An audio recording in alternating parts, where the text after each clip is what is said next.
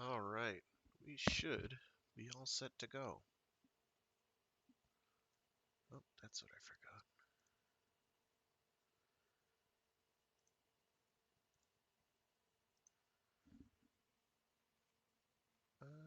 Give me one more moment here.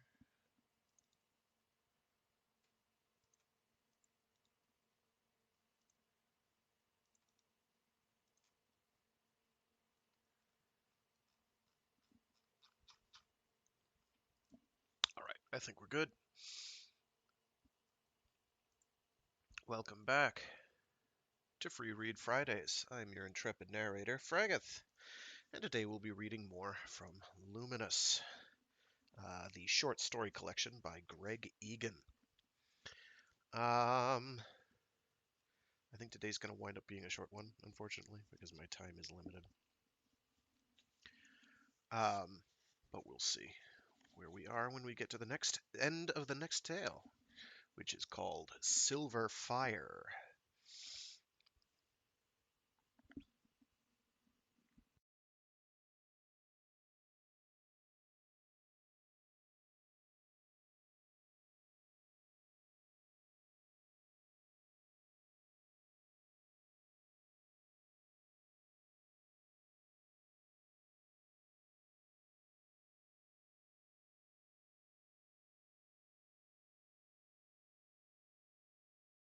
Disadvantage of having a wired headset is that sometimes the cables decide to become nigh unmanageable.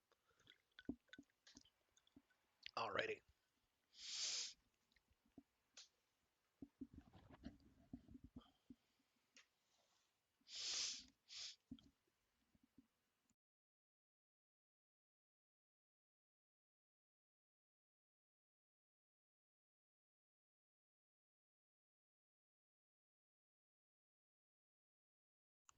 Silver Fire by Greg Egan.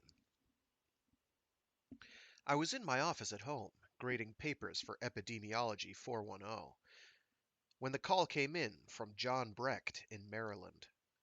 Real time, not a polite message to be dealt with whenever I chose. I'd grown into the habit of thinking of Colonel Brecht as my old boss. Apparently, that had been premature. He said, "We found a little silver fire anomaly which I think might interest you, Claire. A little blip on the autocorrelation transform which just won't go away. And seeing as you're on vacation..." My students are on vacation. I still have work to do. "Oh, I think Columbia can find someone to take over those menial tasks for a week or two." One sec, phone call coming in because of course there is.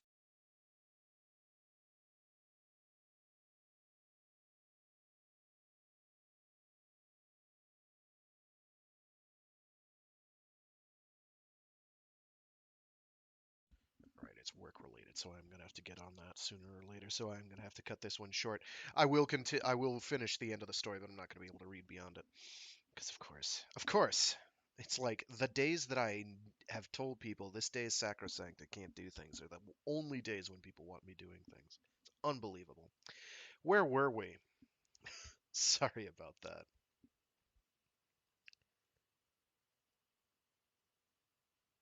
"Oh, I think Columbia can find someone to take over those menial tasks for a week or two." I regarded him in silence for a moment, trying to decide whether or not to tell him to find someone else to take over his own menial tasks.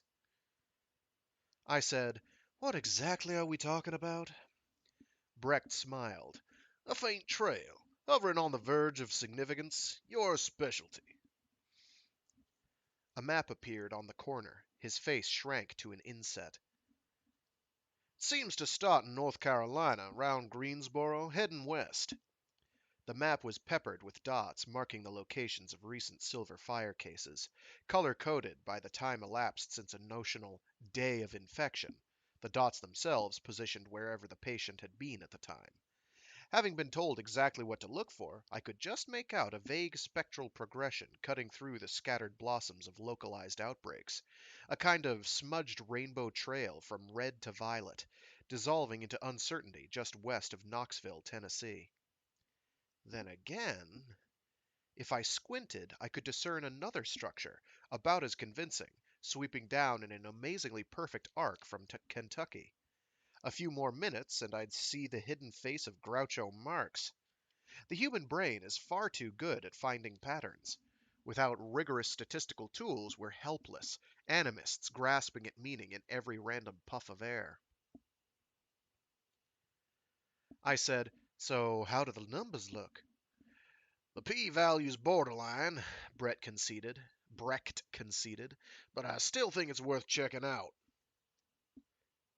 The visible part of this hypothetical trail spanned at least 10 days. 3 days after exposure to the virus, the average person was either dead or in intensive care, not driving blithely across the countryside. Maps tracing the precise routes of infection generally looked like random walks with mean free paths 5 or 10 kilometers long. Even air travel, at worst, tended to spawn a multitude of scattered small outbreaks. If we'd stumbled on someone who was infectious but asymptomatic, then that was definitely worth checking out. Brecht said, "As of now, you have full access to the notifications database. I'll offer you provisional analysis, but I'm sure you could do better with the raw data yourself." "No doubt." "Good. Then you can leave tomorrow."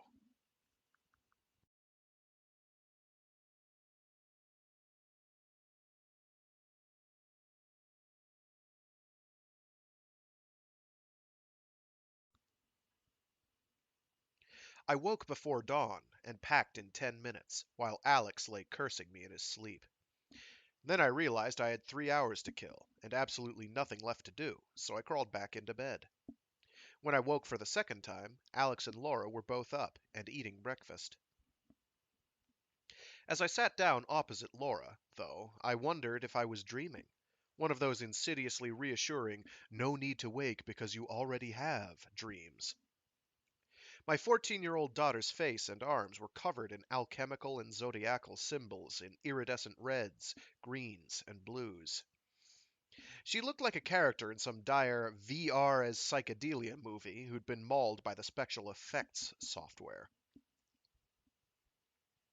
She stared back at me defiantly, as if I'd somehow expressed disapproval. In fact, I hadn't yet worked my way around to such a mundane emotion, and by the time I did, I kept my mouth firmly shut. Knowing Laura, these were definitely not fakes which would wash off, but transdermal enzyme patches could still erase them as bloodlessly as the dye-bearing ones which had implanted them. So I was good. I didn't say a word. No cheap reverse psychology. "Oh, aren't they sweet?" No honest complaints about the harassment I'd get from her principal if they weren't gone by the start of term. Laura said, "Did you know that Isaac Newton spent more time on alchemy than he did on the theory of gravity?" "Yes. Did you know he also died a virgin? Role models are great, aren't they?" Alex gave me a sideways warning look, but didn't buy in. Laura continued, "There's a whole secret history of science that's been censored from the official accounts. Hidden knowledge that's not only coming to light now that everyone has access to the original sources." It was hard to know how to respond honestly to this without groaning aloud. I said evenly, "I think you'll find that most of it has actually come to light before. It's just turned out to be of limited interest. But sure, it's fascinating to see some of the blind alleys people have explored." Laura smiled at me pityingly. "Blind alleys!" She finished picking the toast crumbs off her plate. Then she rose and left the room with a spring in her step, as if she'd won some kind of battle. I said plaintively, "What did I miss? When did all this start?" Alex was unfazed. "I think it's mostly just the music. Or rather, 3 17-year-old boys with supernaturally perfect skin and big brown contact lenses called the Alchemists." "Yes, I know the band, but New Hermetics is more than the bubblegum music. It's a major cult." He laughed. "Oh, come on. Wasn't your sister deeply in lust with the lead singer of some quasi-satanic heavy metal group? I don't recall her ending up nailing black cats to upside-down crucifixes." "That was never lust. She just wanted to discover his hair care secrets." Alex said firmly, "Laura is fine. Just Relax and sit it out. Unless you want to buy her a copy of Foucault's Pendulum. She'd probably miss the irony. He prodded me on the arm, mock violence, but genuine anger. That's unfair. She'll chew up new hermetics and spit it out in 6 months at the most. How long did Scientology last? A week?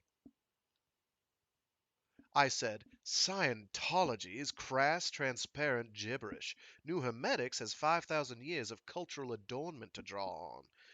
It's every bit as insidious as Buddhism or Catholicism. There's tradition, there's a whole aesthetic.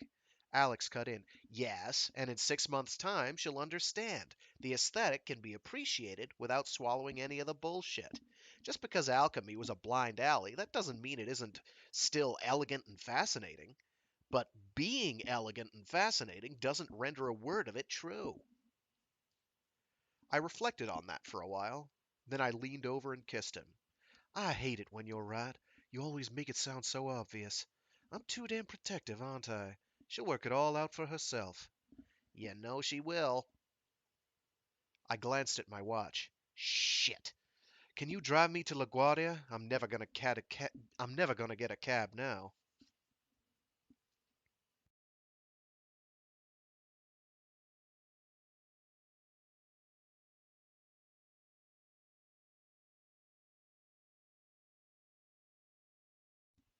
Early in the pandemic, I'd pulled a few strings and arranged for a group of my students to observe a silver fire patient up close. It had seemed wrong to bury ourselves in the abstractions of maps and graphs, numerical models and extrapolations, however vital they were to the battle, without witnessing the real physical condition of an individual human being. We didn't have to don biohazard suits. The young man lay in a glass-walled, hermetically sealed room. Tubes brought him oxygen, water, electrolytes, and nutrients, along with antibiotics, antipyretics, immunosuppressants, and painkillers. No bed, no mattress. The patient was embedded in a transparent polymer gel, a kind of buoyant semi-solid which limited pressure sores and drew away the blood and lymphatic fluid sweeping out through what used to be his skin. I surprised myself by crying, silently and briefly, hot tears of anger. Rage dissipating into a vacuum. I knew there was no one to blame. Half the students had medical degrees, but if anything, they seemed more shaken than the green statisticians who'd never set foot in a trauma ward or an operating theater. Probably because they could better imagine what the man would have been feeling without a skull full of opiates. The official label for the condition was systemic fibrotic viral sclerodoma. Scleroderma. Systemic fibrotic viral scleroderma. But SFVS was unpronounceable, and apparently people's eyes glazed over if the newsreaders spelled out 4 whole letters. I used the new name like everyone else, but I never stopped loathing it. It was too fucking poetic by far. When the silver fire virus infected fibroblasts in the subcutaneous connective tissue, it caused them to go into overdrive, manufacturing vast quantities of collagen, in a variant form transcribed from the normal gene but imperfectly assembled. This denatured protein formed solid plaques in the extracellular space, disrupting the nutrient flow to the dermis above, and eventually becoming so bulky as to shear it off completely. Silver fire flayed you from within. A good strategy for releasing large amounts of virus, maybe, though when it had stumbled on the trick, no one knew. The presumed animal host in which the parent strain lived, benignly or otherwise, was yet to be found. If the lymph-glistening, sickly white of naked collagen plaques was silver, the fever, the autoimmune response, and the sensation of being burned alive was fire. Mercifully, the pain couldn't last long, either way. The standard first world palliative treatment included constant deep anesthesia, and if you didn't get that level of high-tech intervention, you went into shock, fast, and died. 2 years after the first outbreaks, the origin of the virus remained unknown, A vaccine was still a remote prospect, and though patients could be kept alive almost indefinitely, all attempts to effect a cure by purging the body of the virus and grafting cultured skin had failed. 400,000 people had been infected worldwide. 9 out of 10 were dead. Ironically, rapid onset due to malnutrition had all but eliminated silver fire in the poorest nations. Most outbreaks in Africa had burned themselves out on the spot. The US not only had more hospitalized victims on life support per capita than any other nation, it was heading for the top of the list in the rate of new cases. A handshake, or even a ride in a packed bus, could transmit the virus, with a low probability for each contact event, but it added up. The only thing that helped in the medium term was isolating potential carriers, and to date it had seemed that no one could remain infectious and healthy for long.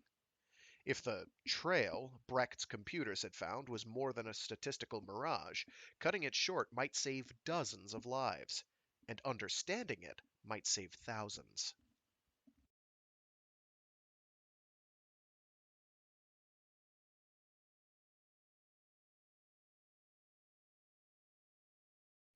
Aren't you glad we got COVID instead? It was almost noon when the plane touched down at the Triad Airport on the outskirts of Greensboro. There was a hire car waiting for me. I waved my notepad at the dashboard to transmit my profile, then waited as the seating and controls rearranged themselves slightly, piezoelectric actuators humming. As I started to reverse out of the parking bay, the stereo began a soothing improvisation, flashing up a deadpan title: Music for Learning Airports on June 11, 2008. I got a shock driving into town. There were dozens of large plots of tobacco visible from the road. The born again weed was encroaching everywhere, and not even the suburbs were safe. The irony had become cliched, but it was still something to witness the reality firsthand. Even as nicotine was finally going the way of absinthe, more tobacco was being cultivated than ever before, because tobacco mosaic virus had turned out to be an extremely convenient and efficient vector for introducing new genes. The leaves of these plants would be loaded with pharmaceuticals or vaccine antigens, and worth 20 times as much as their unmodified ancestors at the height of demand. My first appointment was still almost an hour away, so I drove around town in search of lunch. I'd been so wound up since Brecht's call, I was surprised at just how good I felt to have arrived. Maybe it was no more than traveling south, with the sudden slight shift in the angle of the light, a kind of beneficent latitudinal equivalent of jet lag. Certainly, everything in downtown Greensboro appeared positively luminous after New York City, with modern buildings and in pastel shades looking curiously harmonious beside the gleamingly preserved historic ones. I ended up eating sandwiches in a small diner and going through my notes again, obsessively. It was 7 years since I'd done anything like this for real, and I'd had little time to make the mental transition from theoretician back to practitioner. There'd been 4 new cases of silver fire in Greensboro in the preceding fortnight. Health authorities everywhere had long ago given up trying to establish the path of infection for every last case. Given the ease of transmission and the inability to question the patients themselves, it was a massively labor-intensive process which yielded few tangible benefits. The most useful strategy wasn't backtracking, but rather quarantining the family, workmates, and other known contacts of each new case for about a week. Carriers were infectious for 2 or 3 days at the most before becoming, very obviously, sick themselves. You didn't need to go looking for them. Brecht's rainbow trail either meant an exception to this rule, or a ripple of new cases propagating from town to town without any single carrier. Greensboro's population was about 250,000, though it depended on exactly where you drew the boundaries. North Carolina had never gone in much for implosive urbanization. Growth in rural areas had actually outstripped growth in the major cities in recent years, and the micro-village movement had taken off here in a big way, at least as much as on the West Coast. I displayed a contoured population density map of the region on my notepad.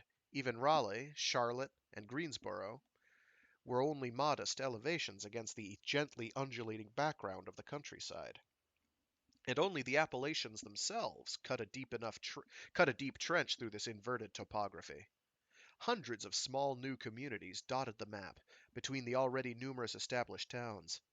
The micro-villages weren't literally the micro-villages weren't literally self-sustaining, but they were definitely high-tech green, with photovoltaics, small-scale local water treatment, and satellite links in lieu of connections to any centralized utilities. Most of their income came from cottage service industries: software, design, music, animation. I switched on an overlay showing the estimated magnitude of population flows on the timescale relevant to Silver Fire. The major roads and highways glowed white hot, and the small towns were linked into the skein by their own slender capillaries. But the micro-villages all but vanished from the scene. Everyone worked from home. So it wasn't all that unlikely for a random Silver Fire outbreak to have spread straight down the interstate, rather than diffusing in a classic drunkard's walk across this relatively populous landscape. Still, the whole point of being here was to find out the one thing that none of the computer models could tell me: whether or not the assumptions they were based on were dangerously flawed.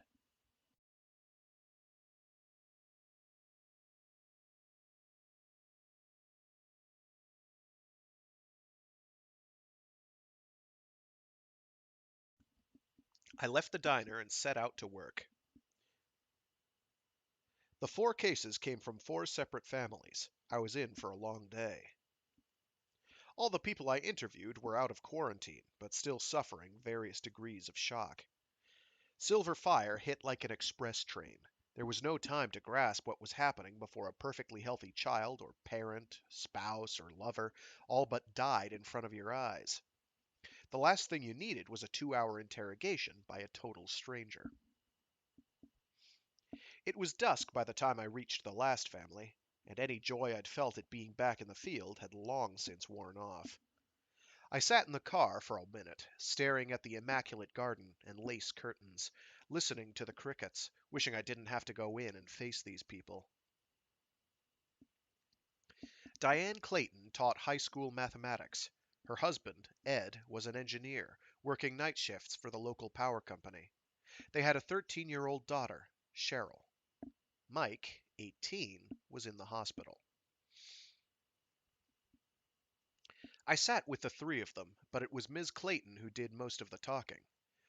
She was scrupulously patient and courteous with me, but after a while it became clear that she was still in a kind of daze.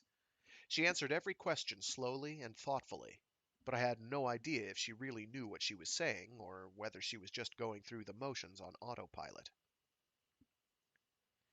Mike's father wasn't much help, since the shift work had kept him out of sync with the rest of the family. I tried increasing eye contact with Cheryl, encouraging her to speak. It was absurd, but I felt guilty even as I did it, as if I'd come here to sell the family some junk product, and now I was trying to bypass parental resistance. So, Tuesday night he definitely stayed home? I was filling in a chart of Mike Clayton's movements for the week before symptoms had appeared, hour by hour.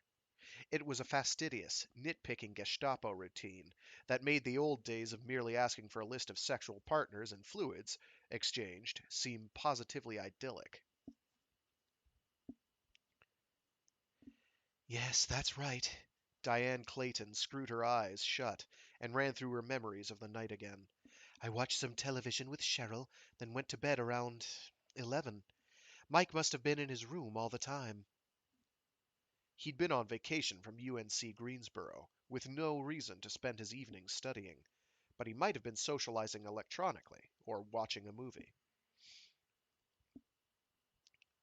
Cheryl glanced at me uncertainly, then said shyly, "I think he went out." Her mother turned to her, frowning.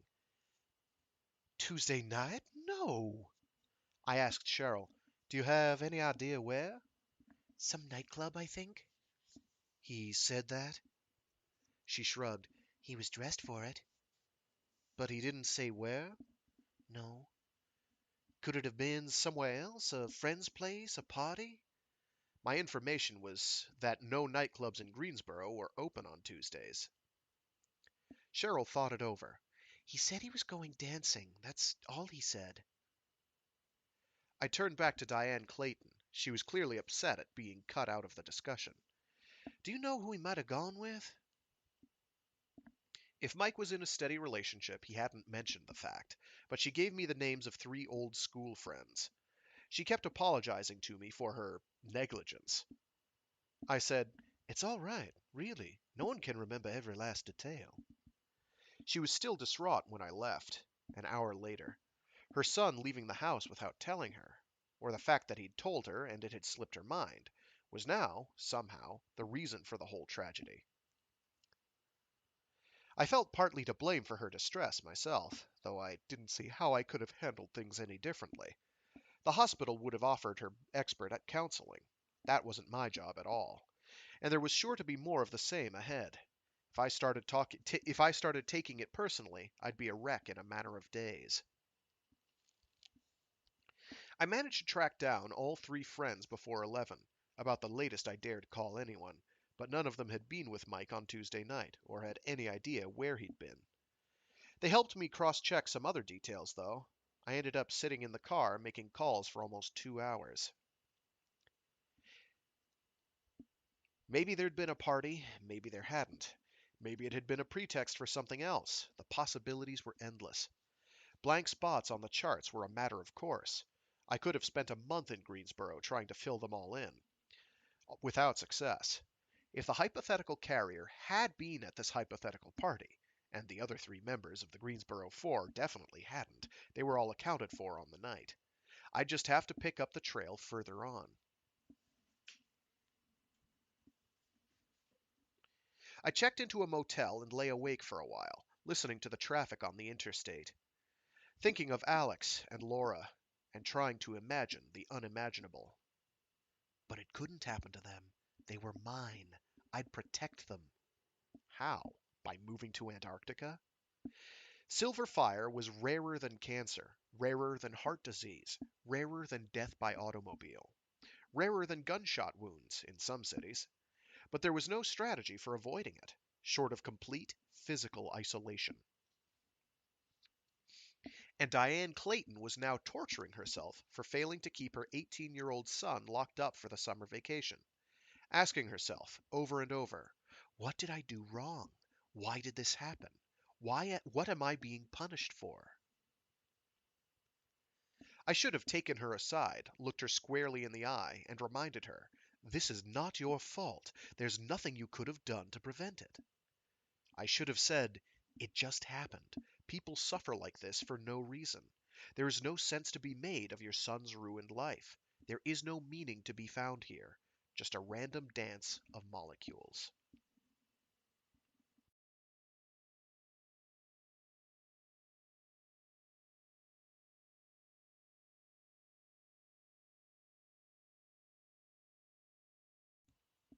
I woke early and skipped breakfast. I was on the I-40 heading west by 7:30. I drove straight past Winston-Salem. A couple of people had been infected there recently, but not recently enough to be part of the trail. Sleep had taken the edge off my pessimism. The morning was cool and clear, and the countryside was stunning. Or at least it was, where it hadn't been turned over to monotonous biotech crops, or worse, golf courses. Still, some things had definitely changed for the better. It was on the I-40, more than 20 years before, that I'd first heard a radio evangelist preaching the 80s gospel of hate. AIDS as God's instrument. HIV is the righteous virus sent down from heaven to smite adulterers, junkies, and faggots. I'd been young and hot-headed then. I'd pulled off at the next exit, phoned the radio station, and heaped abuse on some poor receptionist. But proponents of this subtle theology had fallen curiously silent ever since an immortalized cell line derived from the bone marrow of a Kenyan prostitute had proved more than a match for the omnipotent deity's secret weapon. And if Christian fundamentalism wasn't exactly dead and buried, its power base had certainly gone into decline. The kind of ignorance and insularity it relied upon seemed to be becoming almost impossible to sustain against the tide of information. Local audio had long since shifted to the net, of course, evangelists and all. The old frequencies had fallen silent, and I was out of range of cellular contact with the beast with 20,000 channels. But the car did have a satellite link. I switched on my notepad, hoping for some light relief.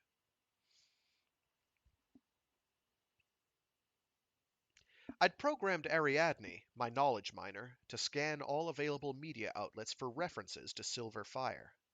Maybe it was sheer masochism, but there was something perversely fascinating about the distorted shadow of the real pandemic cast in the shallows of media space. Rumors and misinformation, hysteria, exploitation. The tabloid angles, as always, were predictably inane. Silver Fire was a disease from space, the inevitable result of fluoridation, the reason half a dozen celebrities had disappeared from the public gaze. 3 false modes of transmission were on offer. Today it was tampons, Mexican orange juice, and mosquitoes again. Several young victims with attractive before shots and family members willing to break down on camera had been duly rounded up. New century, same old Fox shit. The most bizarre item in Ariadne's latest sweep wasn't classic tabloid at all, though. It was an interview on a program called The Terminal Chat Show, 2300 GMT, Thursdays on Britain's Channel 4, with a Canadian academic, James Springer, who was touring the UK, in the flesh, to promote his new hypertext, the Cyber Sutras. Springer was a balding, middle-aged, avuncular man. He was introduced as associate professor of theology at McGill University. Apparently, only the hopelessly reductionist asked, "Theory of what?" His area of expertise was described as computers and spirituality, but for reasons I couldn't quite fathom, his opinion was sought on Silver Fire. "The crucial thing," he insisted smoothly, "is that Silver Fire is the very first plague of the Information Age. AIDS was certainly post-industrial and post-modernist, but its onset predated the emergence of true Information Age cultural sensibilities. AIDS, for me, embodied the whole negative zeitgeist of Western materialism confronting its inevitable fin de siècle crisis of confidence. But with Silver Fire, I think we're free to embrace far more positive metaphors for this so-called disease." The interviewer inquired warily, "So, you're hopeful that Silver Fire victims will be spared the stigmatization and hysteria that accompanied AIDS?" Springer nodded cheerfully. "Of course. We've made enormous strides forward in cultural analysis since those days. I mean, if Burroughs' Cities of the Red Night had only penetrated the collective subconscious more fully when it appeared, and the whole course of the AIDS plague might have been radically different. And that's a hot topic in euchronic studies, which one of my doctoral students is currently pursuing. But there's no doubt that information age cultural forms have fully prepared us for Silver Fire. When I look at global techno-anarchist raves, trading card tattoo body comics, and affordable desktop implementations of the Dalai Lama, it's clear to me that Silver Fire is a sequence of RNA whose time has come. If it didn't exist, we'd have to synthesize it."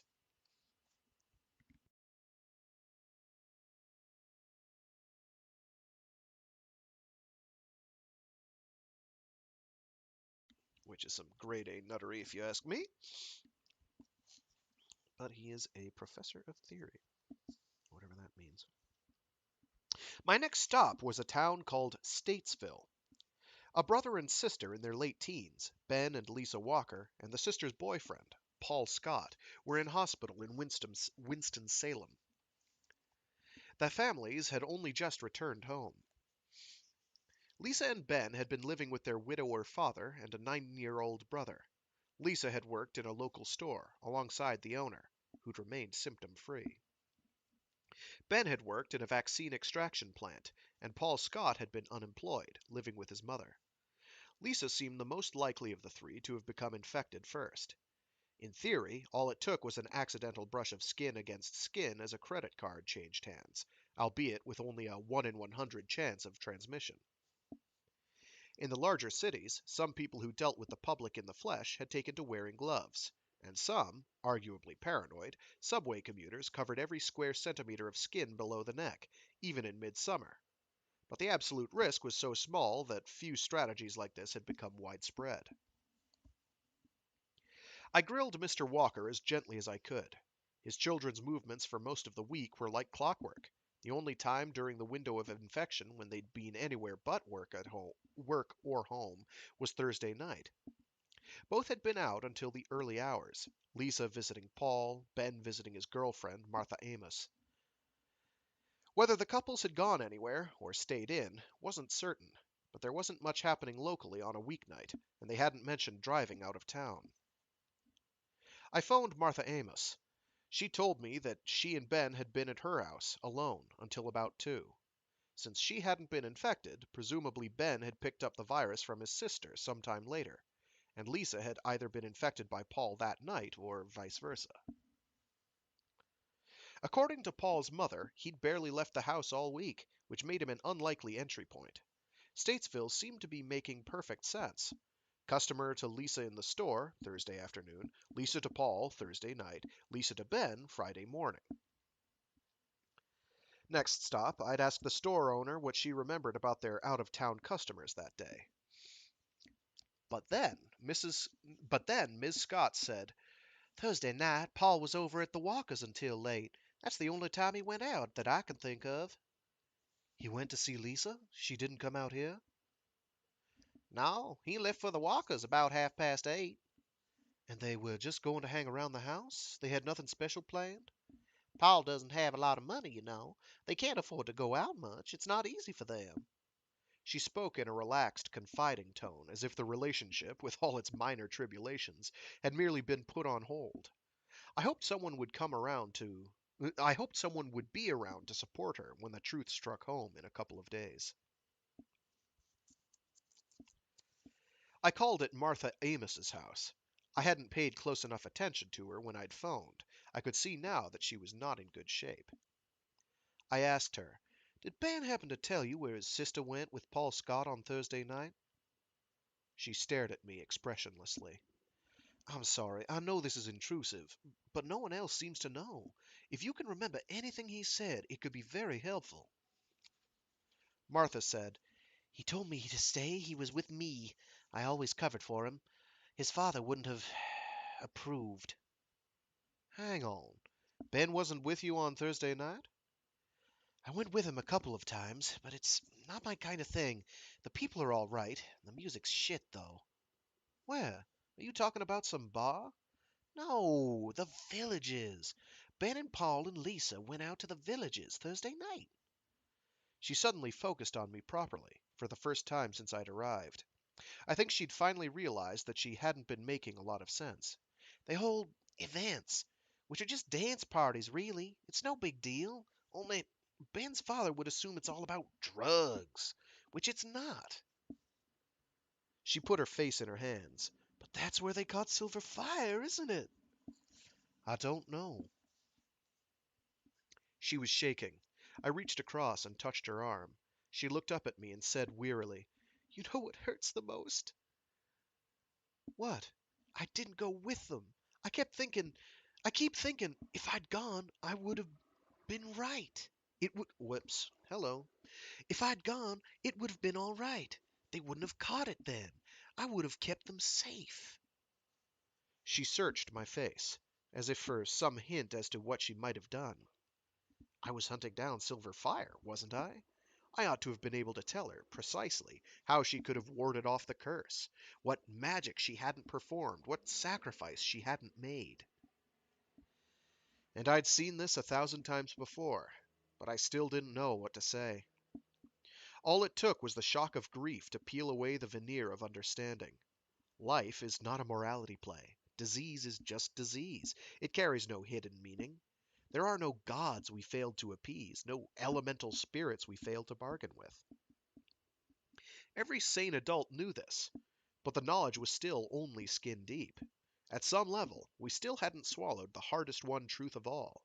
The universe is indifferent. Martha hugged herself, rocking gently. I know it's crazy thinking like that, but it still hurts.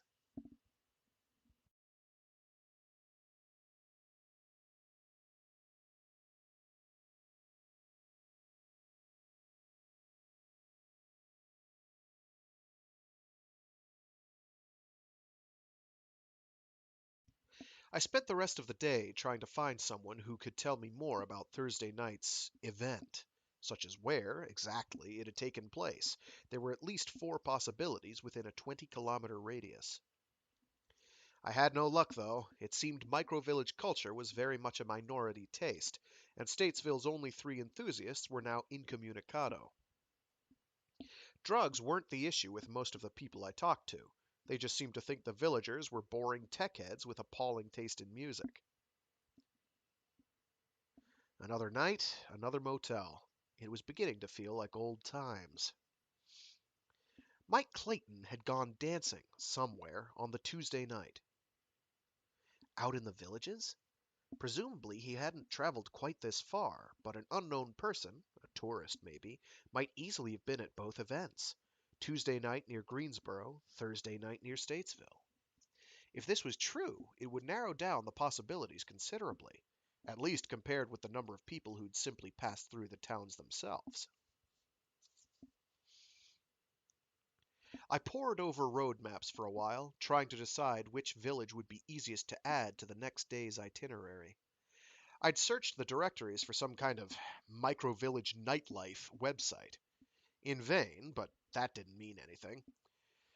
The address had no doubt made its way, by electronic diffusion, to everyone who was genuinely interested, and whichever village I went to, half a dozen people were sure to know all about the events. I climbed into bed around midnight, but then reached for my notepad again to check with Ariadne. Silver Fire had made the big time. Video fiction.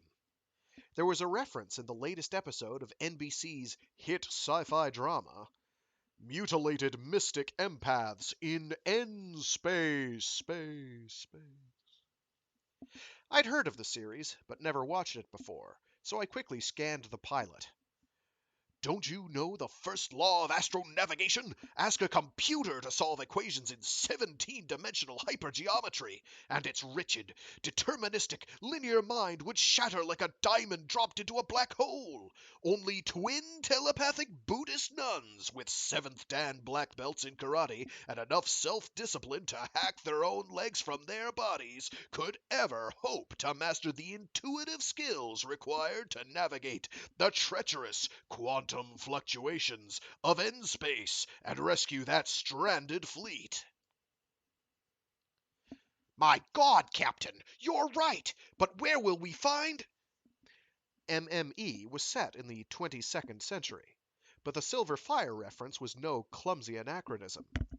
Our heroines miscalculate a difficult transgalactic jump, breathing the wrong way during the recitation of a crucial mantra, and end up in present-day San Francisco. There, a small boy and his dog, on the run from mafia hitmen, help them repair a vital component in their tantric energy source. After humiliating the assassins with a perfectly choreographed display of legless martial arts amid the scaffolding of a high-rise construction site, they track down the boy's mother to a hospital, where she turns out to be infected with silver fire. The camera angles here grow coy. The few glimpses of actual flesh are sanitized fantasies, glowing ivory, smooth and dry. The boy, whose recently slaughtered accountant for the mob father concealed the truth from him, bursts into tears when he sees her. But the MMEs are philosophical.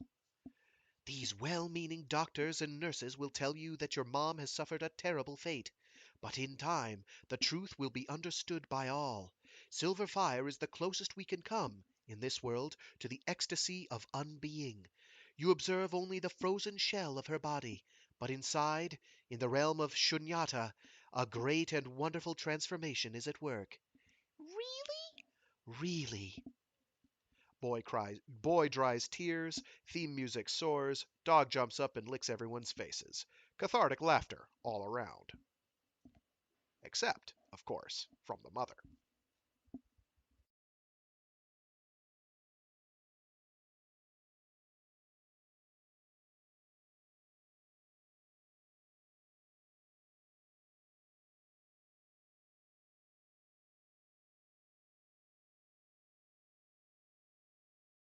The next day I had appointments in two small towns further along the highway.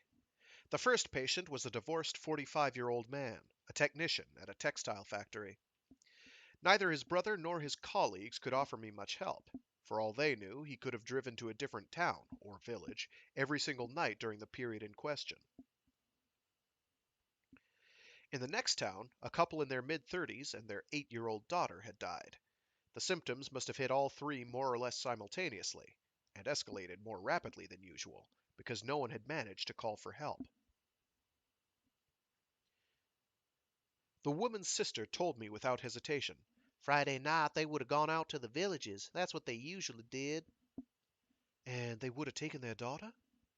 She opened her mouth to reply, but then froze and just stared at me, mortified, as if I was blaming her sister for recklessly exposing her child to some unspeakable danger. There were photographs of all three on the mantelpiece behind her. This woman had discovered their disintegrating bodies. I said gently, "No place is safer than any other.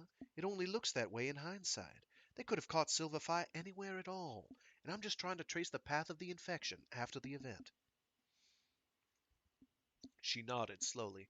They always took Phoebe. She loved the villages. She had friends in most of them. Do you know which village they went to that night? I think it was Herodotus. Out in the car, I found it on the map. It wasn't much further from the highway than the one I'd chosen purely for convenience. I could probably drive out there and still make it to the next motel by a civilized hour.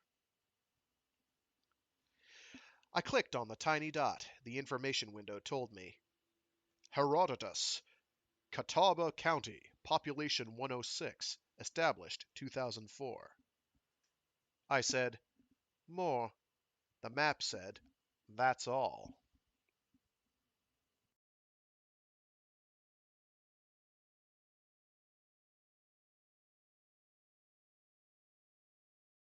Solar panels, twin satellite dishes, vegetable gardens, water tanks, boxy prefabricated buildings.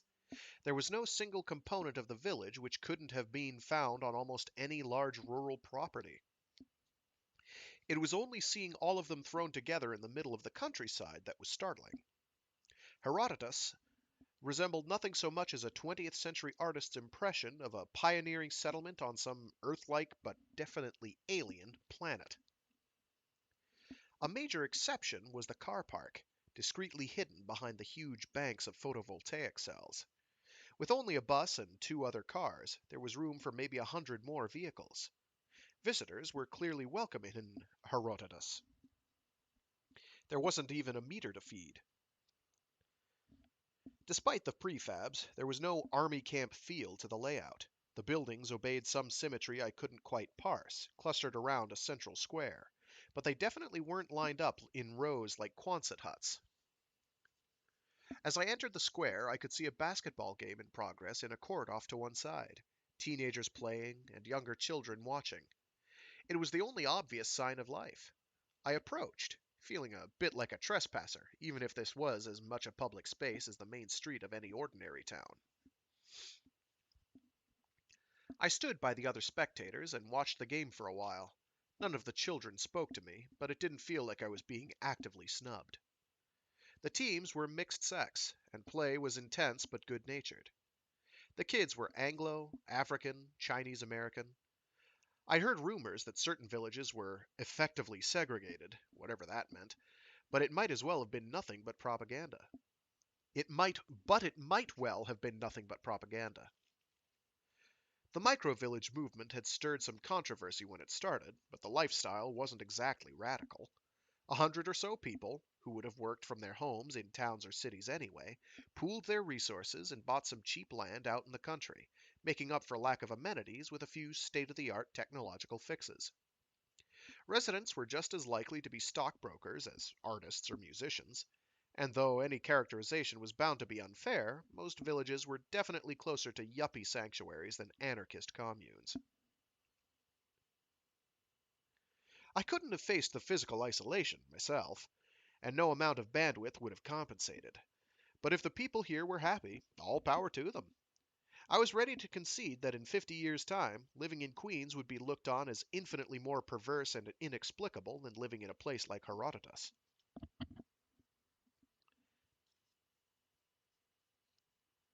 A young girl, 6 or 7 years old, tapped my arm. I smiled down at her. "Hello," she said. "Are you on the trail of happiness?"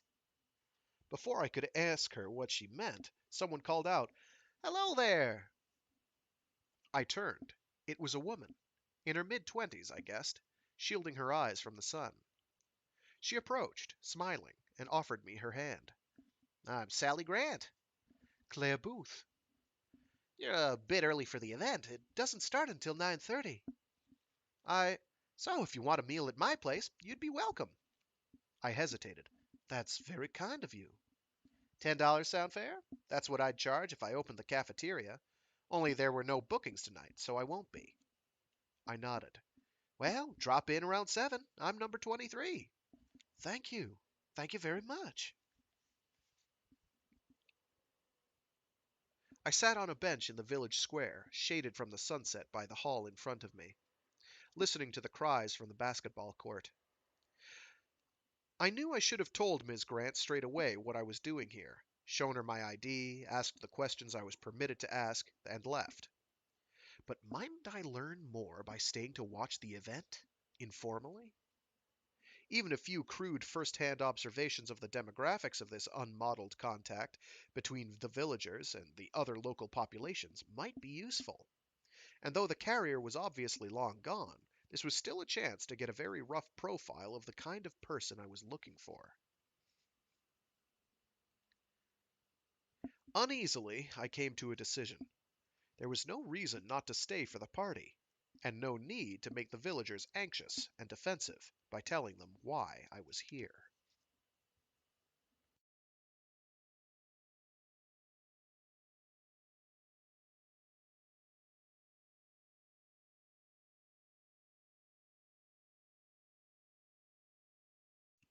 From the inside, the Grants' house looked more like a spacious, modern apartment than a factory-built box which had been delivered on the back of a truck to the middle of nowhere. I'd been unconsciously expecting the clutter of a mobile home, with too many mod cons per cubic meter to leave room to breathe, but I'd misjudged the scale completely. Sally's husband, Oliver, was an architect. She edited travel guides by day. The cafeteria was a sideline. They were founding residents, originally from Raleigh. There were still only a handful of later arrivals. Herodotus, they explained, was self-sufficient in vegetarian staple foods, but there were regular deliveries of all the imports of any small town relied on. They both made occasional trips to Greensboro or interstate, but their routine work was pure telecommuting. "And when you're not on holidays, Claire?" "I'm an administrator at Columbia." "That must be fascinating." It certainly turned out to be a good choice. My hosts changed the subject back to themselves immediately. I asked Sally, "So what clinched the move for you? Raleigh is not exactly the crime capital of the nation." I found it hard to believe that the real estate prices could have driven them out either. She replied without hesitation, "Spiritual criteria, Claire." I blinked. Oliver laughed pleasantly. "It's all right, you haven't come to the wrong place." He returned to his wife. "Did you see her face? You'd think she'd stumbled onto some enclave of Mormons or Baptists." Sally explained apologetically. "I meant the word in its broadest sense, of course, an understanding that we need to resensitize ourselves to the moral dimensions of the world around us." That left me none the wiser, but she was clearly expecting a sympathetic response. I said tentatively, And you think living in a small community like this makes your civic responsibilities clearer, more readily apparent? Now Sally was bemused. Well, yes, I suppose it does. But that's just politics, really, isn't it? Not spirituality. I meant. She raised her hands and beamed at me. I just meant the reason you're here yourself. We came to Herodotus to find, for a lifetime, what you've come here to find for a few hours yourself.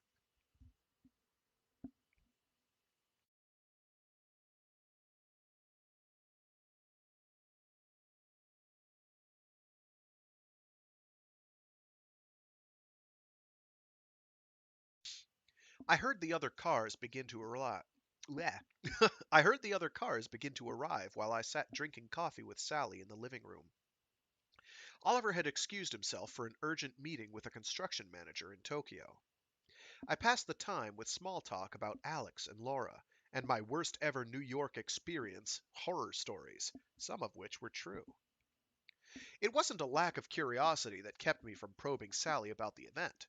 I was just afraid of alerting her to the fact that I had no idea what I'd let myself in for. When she left me for a minute, I scanned the room, without rising from my chair, for any sign of what she might have come here to find for a lifetime. All I had time to take in were a few CD covers, the half dozen visible ones on a large rotating rack. Most looked like modern music/video from bands I'd never heard of. There was one familiar title, though, James Springer's The Cyber Sutras. By the time the three of us crossed the square, wow. By the time the three of us crossed the square and approached the village hall, a barn-like structure resembling a very large cargo container, I was quite tense. There were 30 or 40 people in the square, most but not all in their late teens or early 20s, dressed in the kind of diverse mock casual clothing that might have been seen outside any nightclub in the country. So what was I afraid was going to happen? Just because Ben Walker couldn't tell his father about it, and Mike Clayton couldn't tell his mother, didn't mean I'd wandered into some southern remake of Twin Peaks. Maybe bored kids just snuck out to the villages to pop hallucinogens at dance parties. My own youth resurrected before my eyes, with safer drugs and better light shows. As we approached the hall, a small group of people filed in through the self-opening doors, giving me a brief glimpse of bodies silhouetted against swirling lights, and a blast of music. My anxiety began to seem absurd. Sally and Oliver were into psychedelics, that was all, and Herodotus's founders had apparently decided to create a congenial environment in which to use them. I paid the $60 entry fee, smiling with relief. Inside, the walls and ceiling were ablaze with convoluted patterns, soft-edged, multi-hued fractals pulsing with the music, like vast color-coded simulations of turbulent fluids cascading down giant fretboards at Mach 5. The dancers cast no shadows. These were high-power wall screens, not projections. Stunning resolution, and astronomically expensive. Sally pressed a fluorescent pink capsule into my hand. Harmony, or Halcyon, maybe. I no longer knew what was fashionable.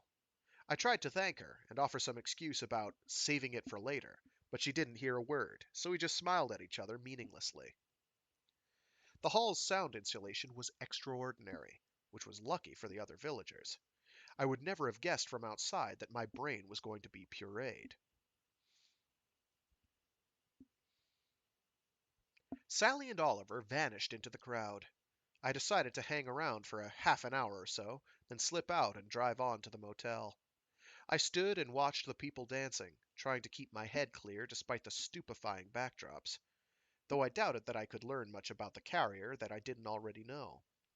Probably under 25, probably not oh my goodness, what is going on? Probably under 25, probably not towing small children. Sally had given me all the details I needed to obtain information on events from here to Memphis, past and future. The search was still going to be difficult, but at least I was making progress. A sudden loud cheer from the crowd broke through the music. and the room was transformed before my eyes. For a moment, I was utterly disorientated, and even when the world began to make visual sense again, it took me a while to get the details straight. The wall screens now showed dancers in identical rooms to the one I was standing in, only the ceiling continued to play the abstract animation. These identical rooms all had wall screens themselves, which also showed identical rooms full of dancers, much like the infinite regress between a pair of mirrors. And at first, I thought the other rooms were merely real-time images of the Herodotus dance hall itself.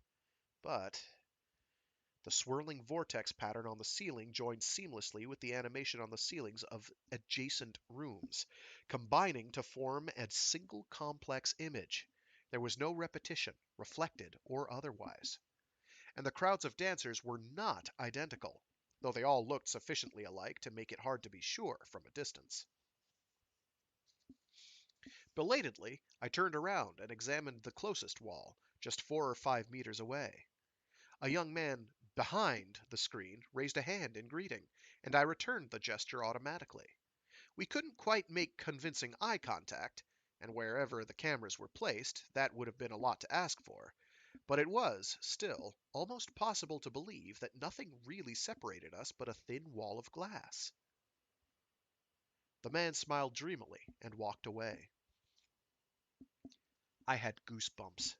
This was nothing new in principle, but the technology here had been pushed to its limits. The sense of being in an infinite dance hall was utterly compelling. I could see no furthest hall in any direction, and when they ran out of real ones, they could have easily recycled them. The flatness of the images, the incorrect scaling as you moved, the lack of parallax, worst of all when I tried to peer into the corner rooms between the main four, which should have been possible but wasn't. Should is in quotes there, because it wouldn't have been because it's a screen, but served more to make the space beyond the walls appear exotically distorted than to puncture the effect. The brain actually struggled to compensate, to cover up the flaws, and if I'd swallowed Sally's capsule, I doubt I would have been nitpicking. As it was, I was grinning like a child on a fairground ride. I saw people dancing, facing the walls, loosely forming couples or groups across the link. I was mesmerized. I forgot all thoughts of leaving. After a while, I bumped into Oliver, who was swaying happily by himself. I screamed into his ear, These are all other villages?" He nodded and shouted back, "East is east and west is west!" Meaning, the virtual layout followed a real geography. It just abolished the intervening distances?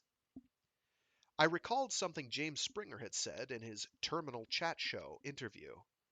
"We must invent a new cartography to rechart the planet in its newborn protean state. There is no separation now.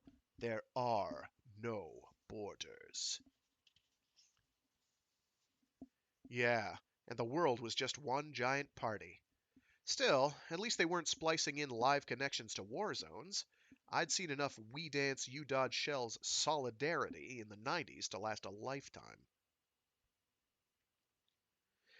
It suddenly occurred to me, if the carrier really was traveling from event to event, then he or she was here with me, right now. My quarry had to be one of the dancers in this giant imaginary hall. And this fact implied no opportunity, let alone any kind of danger.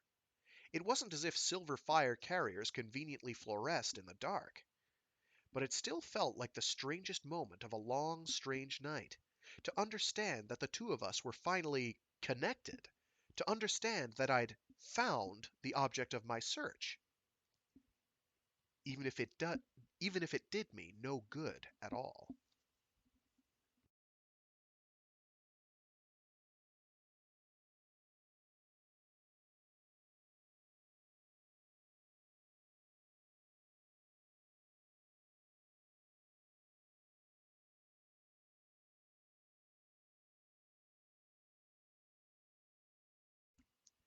Just after midnight, as the novelty was wearing off and I was finally making up my mind to leave, some of the dancers began cheering loudly again.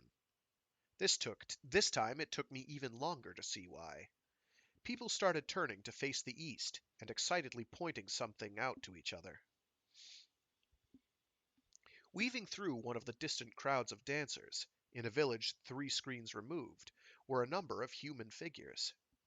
They might have been naked, some male, some female, but it was hard to be sure. They could only be seen in glimpses, and they were shining so brightly that most details were swamped in their sheer luminosity. They glowed an intense silver white.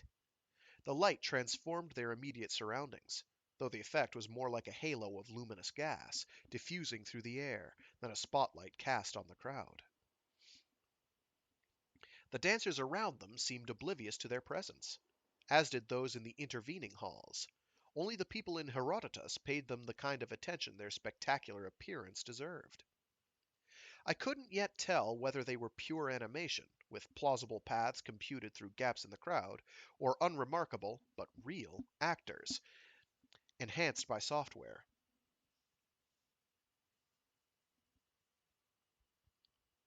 My mouth was dry. I couldn't believe that the presence of these silver figures could be pure coincidence. But what were they meant to signify? Did the people of Herodotus know about the string of local outbreaks? That wasn't impossible.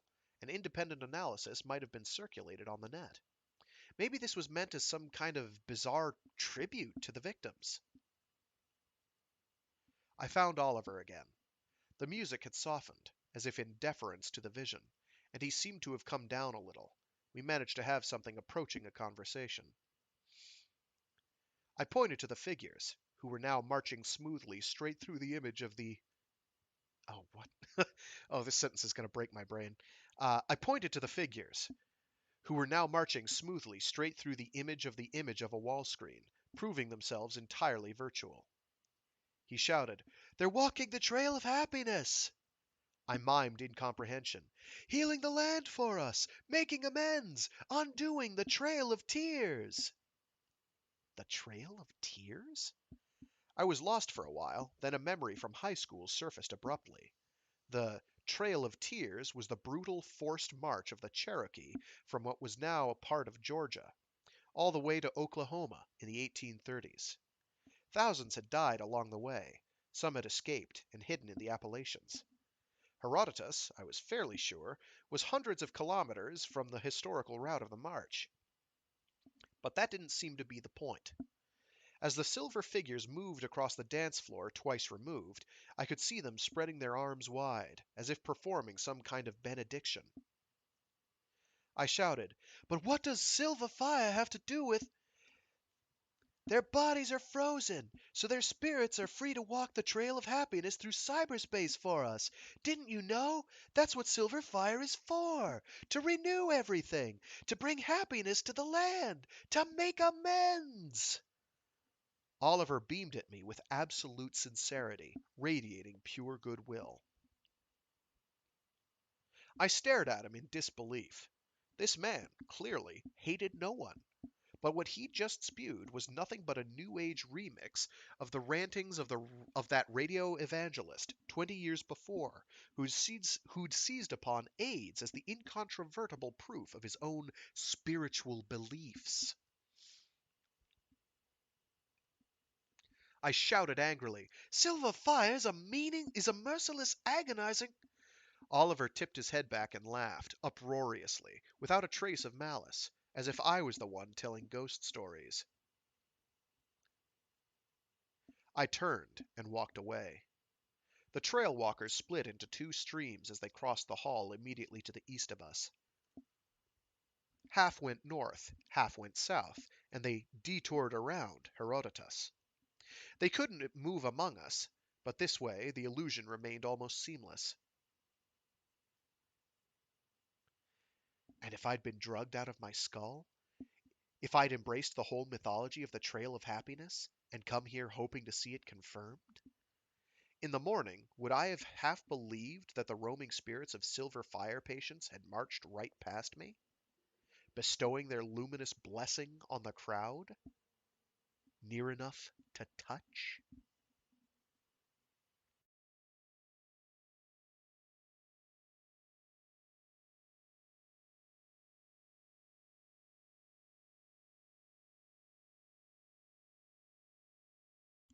I threaded my way toward the camouflaged exit. Outside, the cool air and the silence were surreal. I felt more disembodied and dreamlike than ever. I staggered toward the car park and waved my notepad to make the higher car flash its lights. My head cleared as I approached the highway. I decided to drive on through the night. I was so agitated that I didn't think I had much chance of sleeping. I could find a motel in the morning, shower, and catch a nap before my next appointment.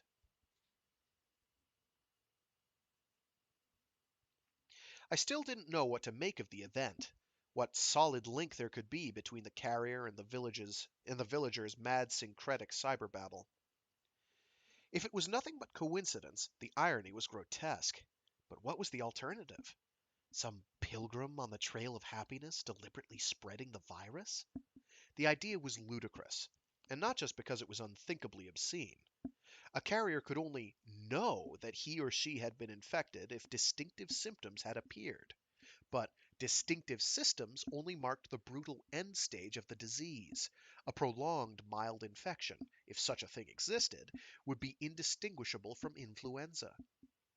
Once silver fire progressed far enough to affect the visible layers of the skin, the only options for cross country travel all involved flashing lights and sirens.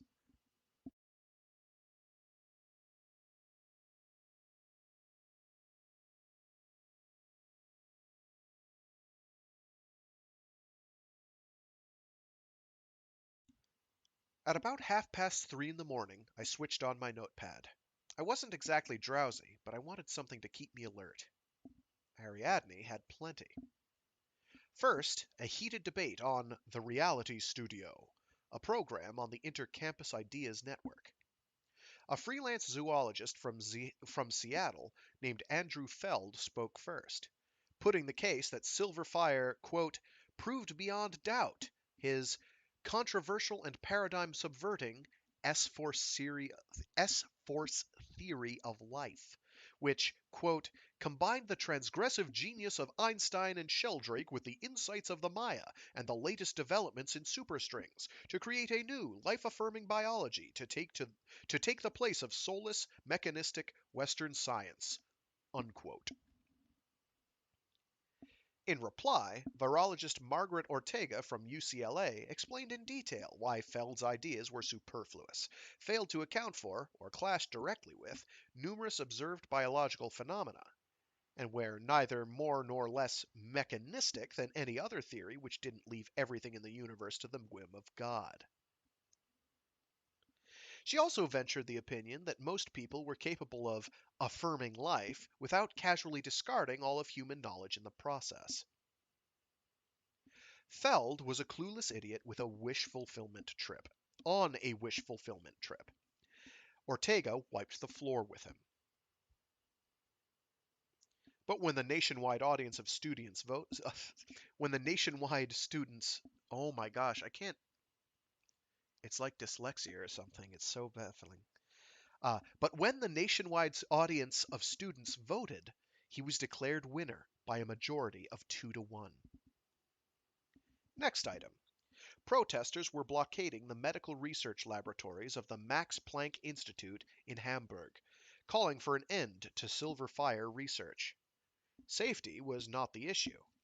Protest organizer and acclaimed cultural agitator Kid Ransom had held an impromptu press conference. We must reclaim silver fire from the gray, small-minded scientists and learn to tap its wellspring of mythical power for the benefit of all humanity.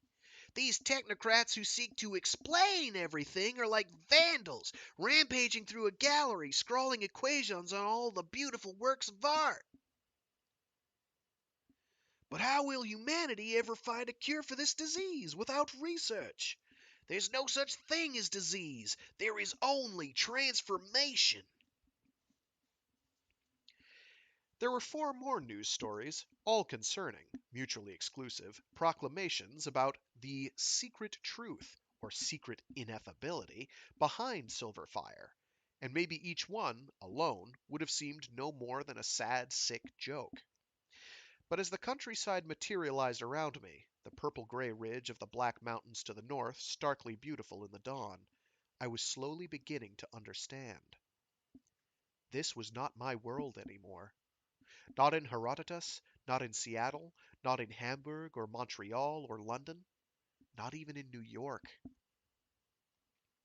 In my world, there were no nymphs in trees and streams, no gods, no ghosts, no ancestral spirits.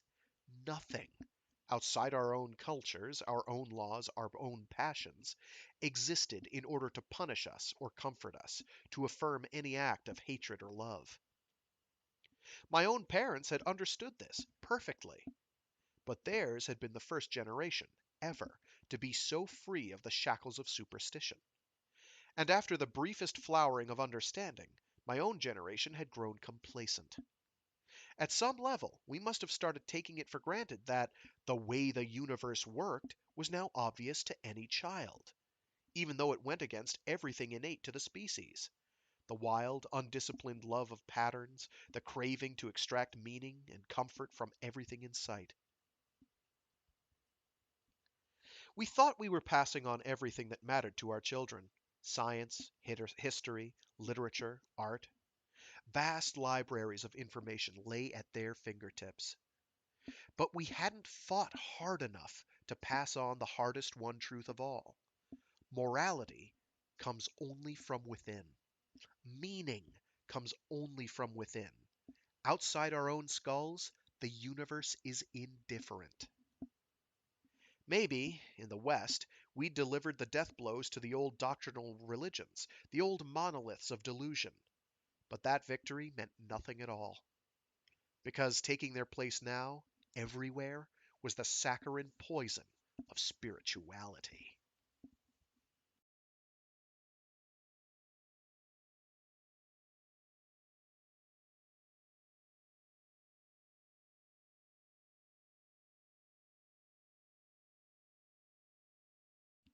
I checked into a motel in Asheville.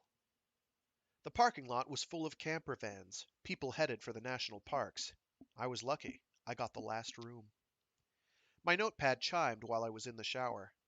An analysis of the latest data reported to the Centers for Disease Control showed the anomaly extending almost 200 kilometers further west along the I-40, about halfway to Nashville. 5 more people on the trail of happiness. I sat and stared at the map for a while. Then I dressed, packed my bag again, and checked out. I made 10 calls as I was driving up into the mountains, canceling all my appointments with relatives from Asheville to Jefferson City, Tennessee. The time had passed for being cautious and methodical, for gathering every last scrap of data along the way. I knew the transmission had to be taking place at the events. The only question was whether it was accidental or deliberate. Deliberate how? With a vial full of fibroblasts teeming with silver fire? It had taken researchers at the NIH over a year to learn how to culture the virus, and they'd only succeeded in March. I couldn't believe that their work had been replicated by amateurs in less than 3 months. The highway plunged between the lavish wooded slopes of the Great Smoky Mountains, following the Pigeon River most of the way. I programmed a predictive model, by voice, as I drove. I had a calendar for the events now, and I had 5 approximate dates of infection. Case notifications would always be too late. The only way to catch up was to extrapolate. And I could only assume that the carrier would continue moving steadily westwards, never lingering, always traveling on to the next event. I reached Knoxville around midday, stopped for lunch, then drove straight on. The model said, Pliny, Saturday, January 14th, 9:30 p.m. My first chance to search the infinite dance hall for the carrier, without an impassable wall between us. My first chance to be in the presence of silver fire.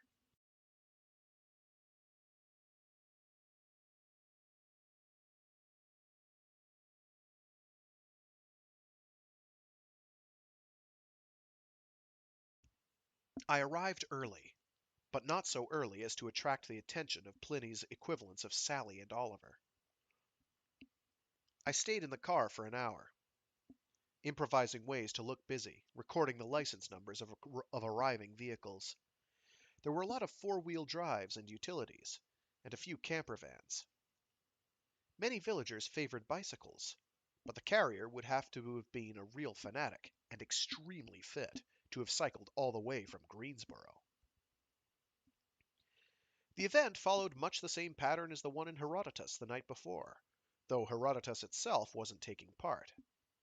The crowd was similar too, mostly young, but with enough exceptions to keep me from looking completely out of place.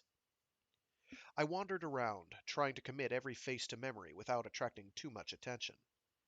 Had all these people swallowed the silver fire myth, as I'd heard it from Oliver? The possibility was almost too bleak to contemplate. The only thing that gave me any hope was that when I'd compared the number of villages listed on the event calendar with the number in the region, it was less than 1 in 20. The micro-village movement itself had nothing to do with this insanity. Someone offered me a pink capsule. Not for free this time. I gave her $20 and pocketed the drug for analysis.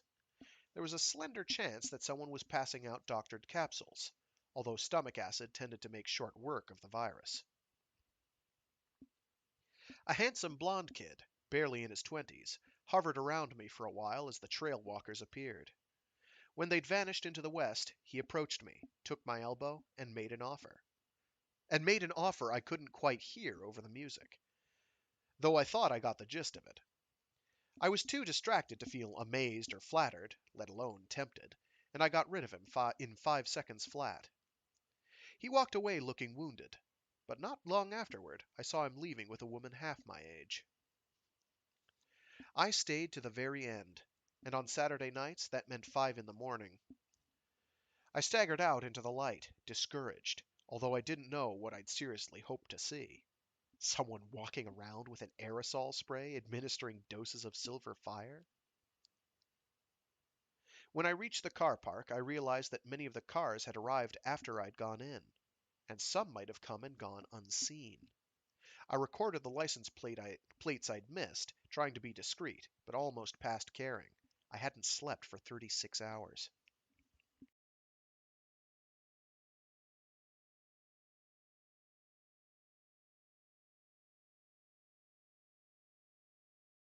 The nearest event, west of Pliny, on Sunday night, was past the Mississippi and halfway across Arkansas. I made a calculated guess that the carrier would take this as an opportunity for a night off.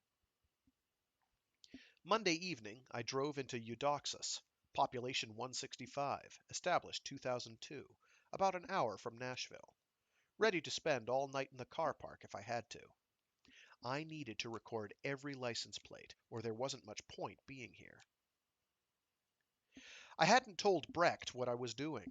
I still had no solid evidence, and I was afraid of sounding paranoid. I'd called Alex before leaving Nashville, but I hadn't told him much either. Laura had declined to speak to me when he'd called out and told her I was on the line, but that was nothing new. I missed them both already, more than I'd anticipated, but I wasn't sure how I'd manage when I finally made it home, to a daughter who was turning away from reason, and a husband who took it for granted that any bright adolescent would recapitulate 5,000 years of intellectual progress in 6 months. 35 vehicles arrived between 10 and 11, none I'd seen before, and then the flow tapered off abruptly. I scanned the entertainment channels on my notepad, satisfied by anything with color and movement. I'd had enough of Ariadne's bad news.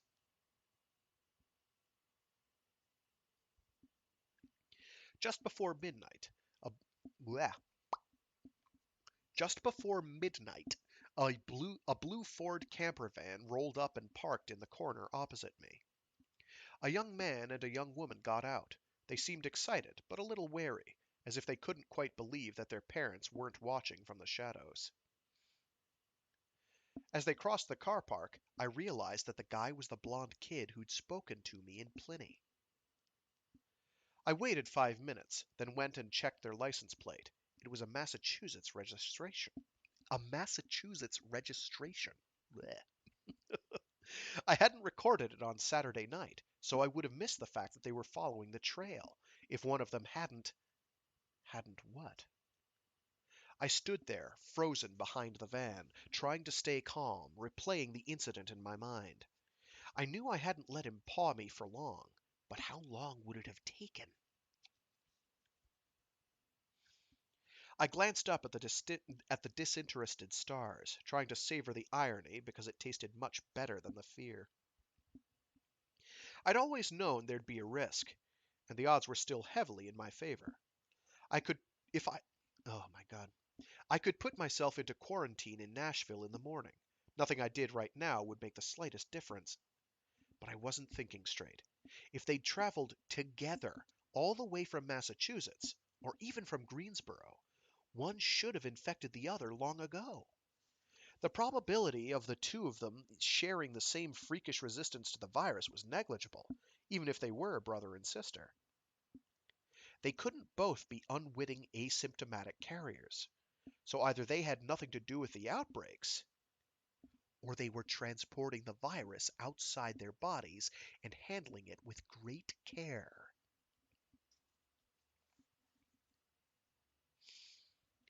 A bumper sticker boasted, "State of the art security." I placed a hand against the rear door experimentally. The van didn't emit so much as a warning beep. I tried shaking the handle aggressively. Still nothing. If the system was calling a security firm in Nashville for an armed response, I had all the time I needed. If it was trying to call its owners, it wouldn't have much luck getting a signal through the aluminum frame of the village hall. There was no one in sight. I went back to my car and fetched the toolkit. I knew I had no legal right. There were emergency powers I could have invoked, but I had no intention of calling Maryland and spending half the night fighting my way through the correct procedures. And I knew I was putting the prosecution case at risk by tainting everything with illegal search and seizure. I didn't care. They weren't going to have the chance to send one more person down the trail of happiness, even if I had to burn the van to the ground. I levered a small, tinted fixed window out of its rubber frame in the door. Still no wailing siren. I reached in, groped around, and unlocked the door.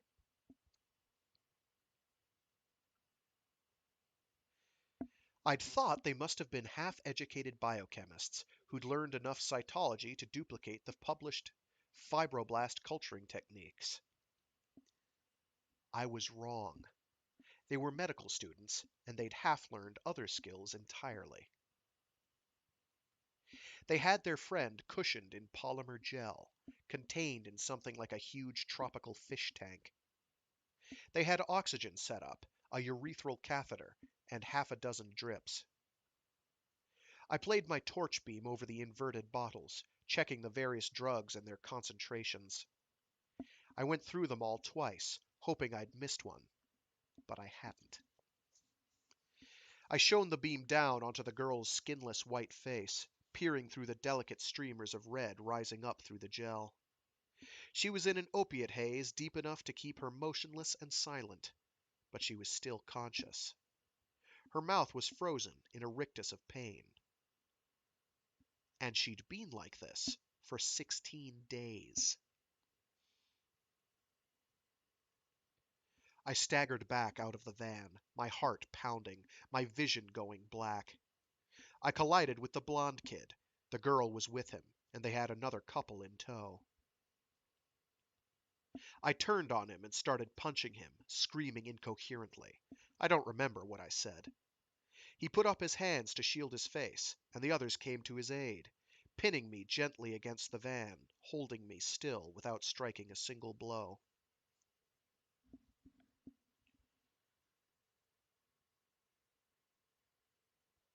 I was crying now. The camper van girl said, "Shh, it's all right. No one's gonna hurt you." I pleaded with her. "Don't you understand? She's in pain. All this time she's been in pain. What did you think she was doing? Smiling?" "Of course she's smiling. This is what she always wanted. She made us promise that if she ever caught Silver Fire, she'd walk the trail." I rested my head against the cool metal, closed my eyes for a moment, and tried to think of a way to get through to them. but I didn't know how. When I opened my eyes, the boy was standing in front of me. He had the most gentle, compassionate face imaginable. He wasn't a torturer, or a bigot, or even a fool. He'd just swallowed some beautiful lies. He said, "Don't you understand? All you see there is a woman dying in pain, but we all have to learn to see more. The time has come to regain the lost skills of our ancestors, the powers to see visions, demons, and angels, the power to see the spirits of the wind and the rain, the power to walk the trail of happiness."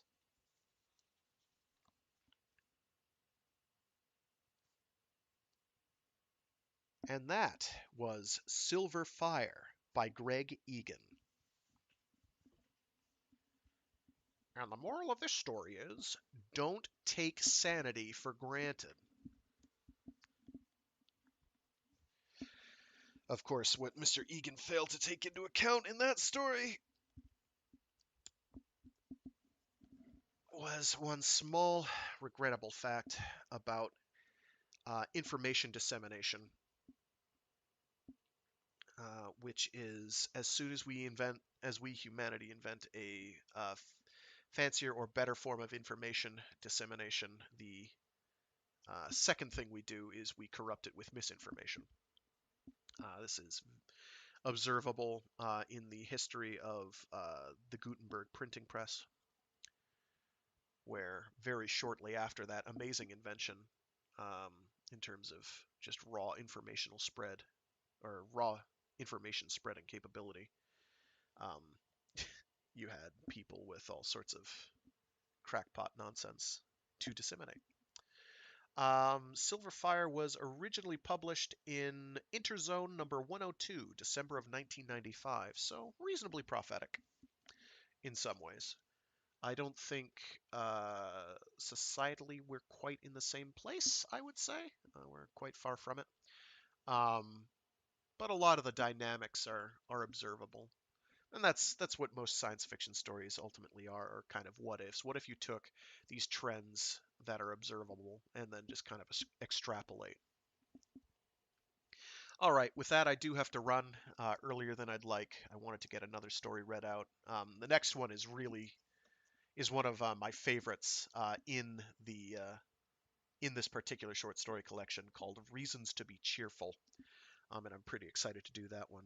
Um, it's about someone with a special brain condition and the trials and travails he goes through. With that said, though, hope you enjoyed. I do try to do this every week. You're probably watching slash listening to this on YouTube, where I've got it all archived. Um, which reminds me, I have to do some organization for the last month. Um, I try to do it more frequently than once a month, but that's about what it's been lately. Um, and if you want to catch me live, I do broadcast live every Friday at noon Eastern Time. I also do other streams throughout the week. I have a Mecha Monday stream where I do something giant robot related or mecha adjacent, and then a Warframe Wednesdays where I do some Warframe for a couple hours.